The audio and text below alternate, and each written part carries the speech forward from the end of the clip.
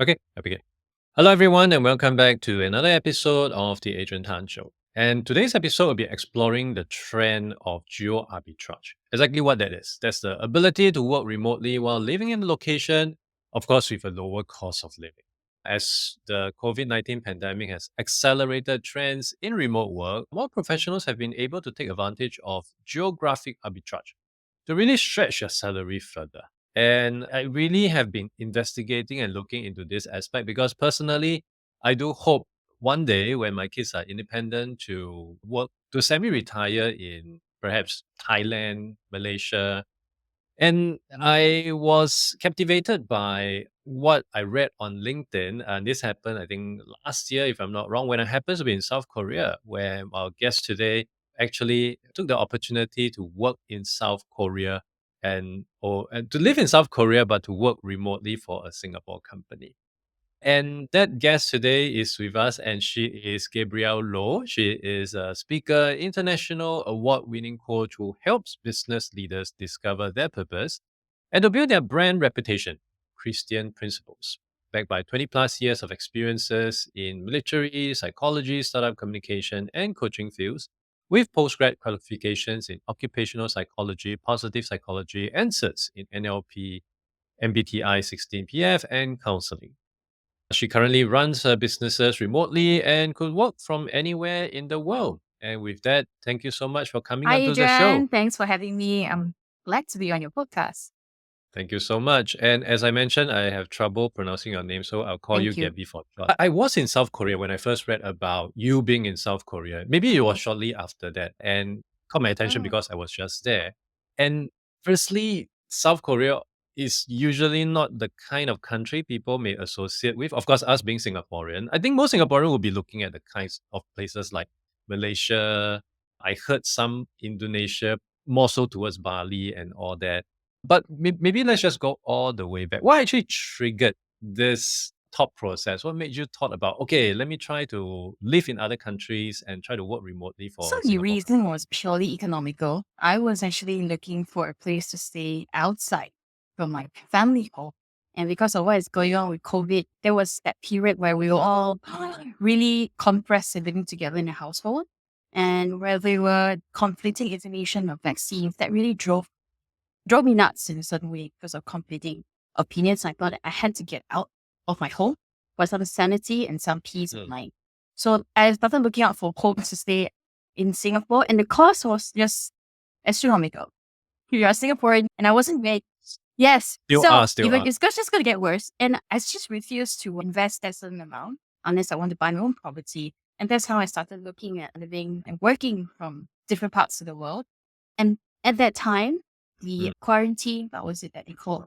We actually had a visa-free arrangement with South Korea. In fact, that was the first country that was open right after the pandemic. And that's why I chose Mm. South Korea, not because that was a place I've been dying to go to, but because that was the first place that opened up. Yeah. So it's purely logistical. Ah, so it's for Yes. practical Yes. reason. Okay, okay. Let's talk about that Mhm. decision. And of course, once you've Mhm. decided go over there, I'm sure you did some basic research about, okay, let me try to find out more about South Korea and all that. What was that like? Did it match whatever expectation as limited as it was back then? And how was it like So in actually, reality? South Korea exceeded my expectations. Most Singaporeans, we think we know about South Korea. We watch the dramas, we think, oh, South Korea is like that. And people there are not exactly friendly. But I was really pleasantly surprised how helpful and how friendly the people were. And the accommodation, Airbnbs were perfect. So I decided to just stay in an apartment. I didn't want to stay in a co-living space with a bunch of 20 somethings. And I really don't want to answer and listen to their problems because people tend to tell me their problems. And I was just like, no, I need time to myself. Right? So I thought, okay, see the nicest Airbnbs, find the nicest spots near facing the sea or whatever. I didn't want to don't stay in the city because Singapore is a city. And it was, hey, It's pointless, right? Move go for a somewhere city to else, another. have some peace and quiet nature. And So where exactly lots in of Korea places. were you So staying at? since Korea is so massive, I was in Seoul, I was in Busan, I was in Seokju. Seokju is close to the sea, east coast. I also went down to Gwangju, which is the oldest city in South Korea. Huge history buff here. Of course, I spent a lot of time in Jeju. I stayed in a total 2 months on Jeju Island. So Yeah, but South Korea is so massive. There are so many places I didn't get to explore. So I will likely hit that at some point. And tell us, what was the working Mm, arrangements like? I would imagine you, just like most of our listeners, will mm, be knowledge worker. As long as you have a yes. laptop, good Wi-Fi, you can work anywhere from a local Starbucks to, I guess, in your Mm. case, South Korea. But of course, in reality, is that as seamless as one would think So it would be? because the internet coverage in South Korea is actually amazing, right? So Actually, much better than yes, Singapore, I and it's pretty realize. much free, even in the buses, in the trains, you get Wi-Fi everywhere.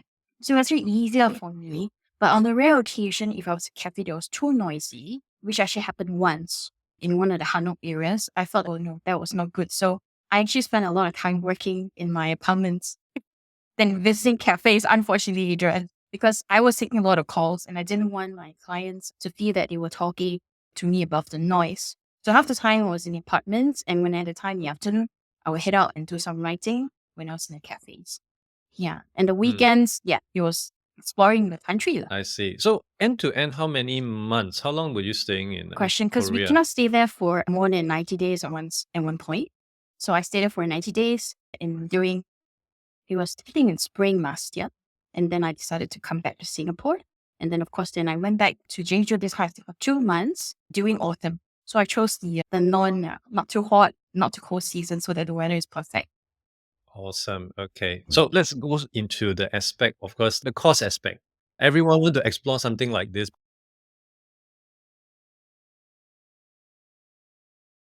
of low cost. I would say for most people, when you tell them South Korea, likely they wouldn't associate it with low cost. Low cost is more of a high, Yeah. Ipo. So is South Korea, as much as is there for practical Mm, reason for you, is it as it's def- affordable or rather it's cheaper than actually was Singapore? cheaper than Singapore. So, for example, I stayed in this apartment in Gangnam. It's not, of course, it's not the high end street of Gangnam. And I spent, I think, it was about $2,000 for the month. And the apartment was big. There was a kitchen and everything, and it was just the right size one.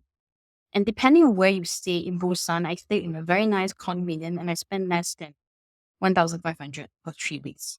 So some of the Airbnb hosts actually allow you to book them directly. So you actually spend 20% less. So there are plenty of arrangements you can make. Mm. And the hotel is in Myeongdong. If you email them and stay for 1 month at least, you can pay less than US $1,000. So I thought it was highly affordable. And the food prices definitely more affordable compared to Singapore. I really miss the prices there, Adrian. It's at least like 20% lower. And they have all this, yeah, lah, JB you but can JB find. is not so, right? So they also, okay, so the thing about Korea is the service is top notch. When you come into a restaurant, whether you're a solo guest or not, they will make sure they give you something extra. It's part of they call it service. Mm. And they give you so many side dishes and like, oh, you order one dish and then everything else comes in this massive. So actually you can tap out the food bag and it's 2 meals. Okay, that's a lot. Yeah. Side dishes Yes. more than So I actually saved more money when I was in South Korea. But of course, it's not as affordable as South Korea, I see. as Thailand or Bali or Malaysia for that matter. So one of the obvious benefits would be Uh-huh. cost savings. Any other benefits that may not have been so apparent when you Okay, first so this shifted is over something there? that is more for ladies, I'm guessing. There are certain places in South Korea, if you can claim your tourist tax-free status straight away. And because I was tourist there for basically tourist status for 3 months, I saved a lot of money on shopping, for Mm, example, skincare items, fashion items. But that's only for specific stores. You can't do that for every mm, single store. And I was quite impressed with how mm. actually safe South Korea is. They don't hassle you because you're a foreigner or you're a lane. And the transportation was so much more accessible and much more connected than I expected. So that's a surprise. And this, was it your first time that you stay in another country and working for a No, of local course not. company? I have stayed and worked in places like Estonia and of course in the UK. And where was I previously? Yeah, basically Estonia, the UK, and South Korea. I see. Okay. And what are some of the Mm. differences, in your opinion, between these three The differences experiences? is this time I was in control of my itinerary. My company gave me the flexibility to plan wherever I wanted to stay, as long as I was available for calls, Mm, I continued meeting my KPIs. I was very blessed that Mm. my previous company gave me that flexibility and the trust to do that. Okay. And what about some of the Mm. challenges that you may have encountered along the way? I'm sure there are some blind spots that even as you landed in South Korea, oh no, I didn't see that coming. What were some of So them the and how biggest do you issue cope is with the language, right? So I because I like to learn languages, so I know basic Korean before I went Korean. So that really helped me. And I wasn't prepared that some of the ajumas, which are the aunties, they call it the aunties, where aunties in Korean, they are Mm, extremely extrovert and explicit about what they think is done wrong. So for example, I was waiting for my taxi to arrive Jeju Island, and I was actually at a bus stop. mm. Then the bus just stopped in front of me, and this lady just stepped out the bus, complete stranger. She looked at me and she said, Corey, why aren't you going up the bus? I was like, she sounded like she was angry with me. I was making the bus driver wait a while. I was like, I'm not waiting for a bus, I'm waiting for my taxi. Yeah, so they're extremely nosy in that sense, but that also meant that if I needed help, the ladies would the one that actually helped me. Yeah. So I actually had Okay. That would COVID be when good. I was in Busan. And my Airbnb host actually made sure that I was well fed and I had the medication. So in Mm. a way, she was still like, just take that I'm like your mom and I'm looking after you. So I never experienced that in other countries that I worked in before. So that was really a good surprise. Okay.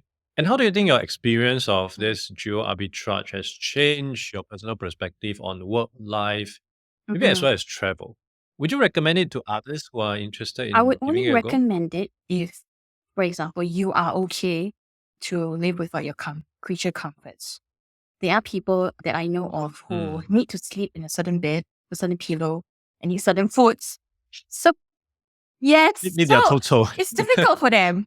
And if you're not, and you're too used to the convenience of Singapore, living abroad, like what you mentioned, Adrian, it is going to be difficult because you have to embrace the brand new culture. Like Mm. the signs are not in English, for example, and the food is different. The people are different. Your friends are not there. Your family members not there. If you're not used to changes, don't do this.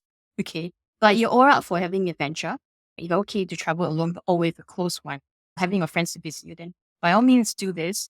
So what I've learned was that the world is so much bigger and yet so much more connected than I thought.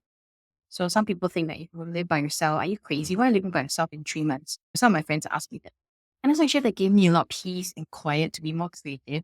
And I was actually more productive in my work. Mm. And I wasn't answering too many phone calls because Gabby's away, right? So that was to me, that was surprising. Okay. Mm, In mhm. hindsight, if back then when the free visa thing was applied to all different countries, would South Korea still be the main choice, or would you personally I have think I other would still preferences? choose South Korea because I wanted to experience spring weather. I wanted to look at cherry blossoms. Japan back then wasn't an option, unfortunately. But I think I would still choose South Korea. Mm. And for Mm, people who may be keen to look mm. at geo arbitrage, what do you think they should be mindful of in terms of when they do their research, in terms of country selections? Where should they begin? Where should is there a go-to site, or should they ask friends who are staying There there, are etc.? plenty of digital nomad sites on the market right now. They offer different advices on what to look at based on the cost of living, based on, for example, your gender preferences or even your dietary preferences. And I realized that dietary preferences is hugely, especially if you are lactose intolerant, you can't take dairy. Mm, So that is a huge concern for some Asians that I know. You mm, have to look at that. And of course, personal safety. The first thing I searched for was that mm, place suitable for solo female travelers like me. So that was number one thing. And of course, Wi-Fi, because I was a nomad, I need Wi-Fi coverage wherever I go. So these were and of course, accessibility to healthcare. You never know what can happen. And mm, the last thing was mm. accessibility to nature, to park in the sea. So that was something that I looked out for. I see. Okay. And I do understand right Mm. now you're back in Singapore. Any specific reason why you are back here and why I'm not speaking to you in Seoul right now or some other So this countries? guy actually was in London for a month. I came back also because most of my clients in Singapore, so I want to meet them face to face.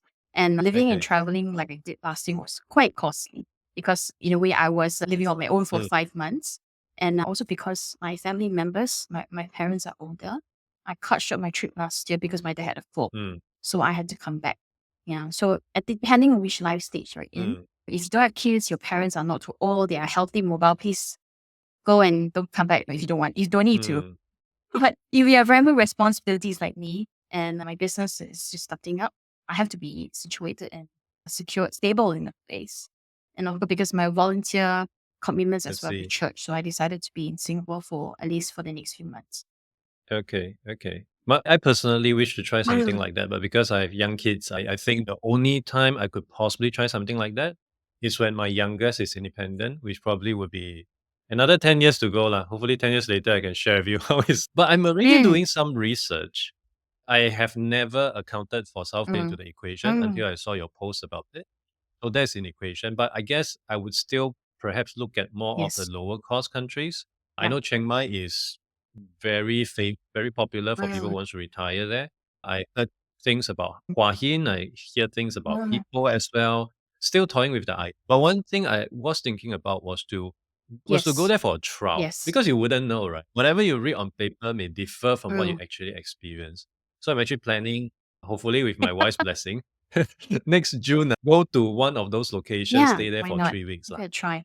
and just to see how it goes. Over and above the things that you mentioned, of course, security, Wi-Fi, and things like that. Are there some other maybe street intelligence that I should take note of, which may be prevalent across different countries, whichever that I finally decide That's a to good land onto? question. I think it's important that you know how to defend yourself, at least basic moves. Definitely avoid wearing expensive clothing or jewelry in the open. And I would say never use your phone out in public unless everybody does it because your phone could be a magnet for theft. Yeah. And definitely no, Mm, get close with your Airbnb host. My Airbnb host gave me a lot of the good ideas on the areas to visit and areas to avoid. So always make sure if it's not an Airbnb host, maybe speak to the hotel concierge. It's good to have a local contact. Yeah. That's my advice. okay. So thank you so much. So once you have stabilized I know you Mm. started a new business, and once you've stabilized that, do you have plans to resume this geo arbitrage journey? And would it still be South Korea, or do you have plans to So explore thanks other to my countries? stay in South Korea, I'm actually thinking of doing something, a little business, hospitality business in Jeju. So that's on the card. So I may pivot to Jeju depending on how things progress in my business, just to set up small Airbnb and to stay there for a few months in the year so that Yeah. I can avoid the winter and can avoid the hot summer in Singapore. That's the plan. I'm also looking at Chiang Mai because I have a friend Uh, who has a property there and I need some help for me to help with the property. And I'll probably hopefully stay there for 1 month. So that's the tentative plan for mm, 2024, Adrian. I see. That's great. Would you do it in a slightly different manner since you already have gained experience in South Korea? Would your stay be slightly So different, and this how time, different I would think that be? great question. I will have a mix of stays in a co-living space so I can more friends. Yeah, What problem? yes. Yeah, so I Now think you're okay. because after a while, I realized that it was a bit lonely for me. But I have friends then, so I was quite lucky. Mm, But if I were to spend another 3 months, and so I think this time I will change up the accommodation. So maybe a month I will stay in a hotel, another month I will stay in Airbnb, another month I'll stay in co-living space, just for variety's sake. But this is in line with my personality. If you're an introvert, you need to be away from people, then just go ahead, stay in an apartment by yourself. Yeah. but I think there's also a limit because I remember when I Mm. first had to travel to Germany Mm. for a long stretch. I'm an introvert. Yeah. I lean more towards introversion now. But I reached a stage where I started talking to myself. But I think there was something wrong already. I need to talk to other people. And so I think there has to be Mm. a balance, even though like you said, it never occurred to me listening to other people's problem, which I find quite so funny. But I guess it's still a way for you to. We are all tribal animals, right? Ultimately, we want that conversation, we want that connection, and co-living space, I guess, is like the best And arrangements co-living for that. space are more affordable than Airbnb and hotels. But you have Mm, to book early. I would mm, also I would differently would be to join the expat meetups and to meet different people. Yeah, so that was what I would yeah, have done differently. I'll probably do that when I hit back in. I see. I don't really have much understanding of the Mm. co-living space. I know they are in Singapore as well, Hamlet being the most popular one. So is it just you have your own rooms and then all the other Yes. amenities are shared, and then you have your common living room Yes, and that's all that? pretty Is much that how it. it is? And I think depending on how big the space is, you might be able to have a, let's say, top, the loft. or the attic on your own. There was this one that I like, I Ah, think I recommend to you. It's called Soul Nooks, SEOUNOOKS. It's owned by this lady, and the house is pretty massive. It's right in the middle of, so it's like an amazing location, and the price is relatively affordable. mm, So check out Soul Nooks. Yeah. okay. So it's essentially a atas Yes, hostel lah. Atas, and people Remember? there are quite friendly because you're all together in a one place. So they tend to share food, gather together. So depending on the culture or the Mm, co-living space, I would suggest you have a call with them and check out their website. And if you're there, go and check out the mm, place before you decide to, if that's possible for you, depending on mm. policies for them. That sounds great. Well, thank you so much for sharing with us and to give us so many tips and insights on how it's Mhm. actually and how we can make use and really leverage on this opportunity to not just get to know a new country, get to know new people, but I guess it also come across as getting to know Exactly. yourself much better, right? Because of what you realize, what I can do, what I cannot do, what I like, what I don't like. Ultimately, it's a discovering journey. As the saying goes, a life that is unexamined is not Mm. worth living. So these are opportunities to examine your life. For people who may still be keen to reach out to you to learn more about yourself, or perhaps even your new businesses, They where can they look go for to. me on LinkedIn. Just search Gabrielle Loh. I usually on LinkedIn. I like to connect with people who are business professionals, senior business leaders who want to build their personal brand without sounding like an influencer. Or you want to ease your way to building an online presence that is authentic and personal. And as Gabby mentioned, right now she's also receptive to hearing about your complaints. So if you have any agony questions, feel free to reach out to her. Aunt Gabby will be more than happy to address them. All that would be in the show notes to make it easy for our listeners to find out where you are. And with that, Gabby, thank you so Thank you much for for having coming on me, to the Adrian. show. I'm happy to speak to you again before you move to South Korea for your stay. Definitely. Thanks.